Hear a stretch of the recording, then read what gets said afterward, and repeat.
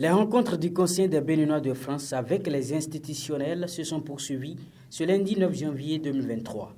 Une délégation de l'association conduite par la première vice-présidente de celle-ci a été reçue en audience par le ministre du Cadre de vie et du Développement durable. Les discussions marquées par la présentation du CBF et l'association Gbobeto ont été satisfaisantes. Et une rencontre assez fructueuse, je vais dire.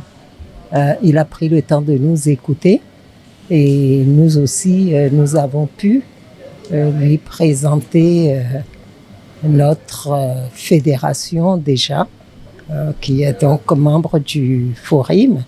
D'ailleurs, le Conseil des Béninois de France est membre fondateur du Forim et lever l'équivoque qui se lit dans ce pays, qui se voit, où il y a une certaine confusion entre le Conseil des Béninois de France et le Haut Conseil des Béninois de l'extérieur.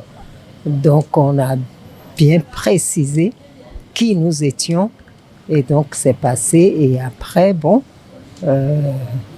le mésoprojet qui a été porté par le CBF et soutenu par le Forum des associations issues des migrations, le Forim, et financé par l'AFD. Donc ce mésoprojet, on a débattu des problèmes qu'il y avait.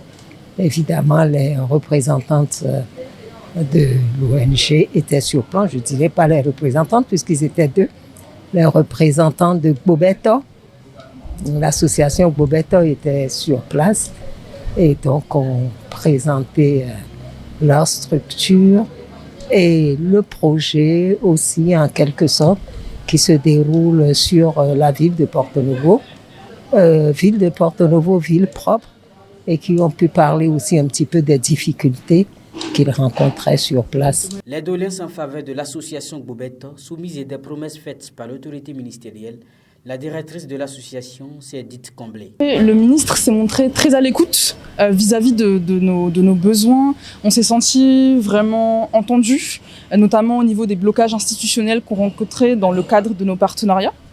Donc cette rencontre a été très fructueuse pour nous et nous offre des perspectives très intéressantes pour la suite, notamment pour l'évolution exponentielle de nos projets en dehors de la ville de Porto Novo. Le Conseil des Béninois de France est reparti avec le sentiment d'avoir pleinement eu voix au chapitre.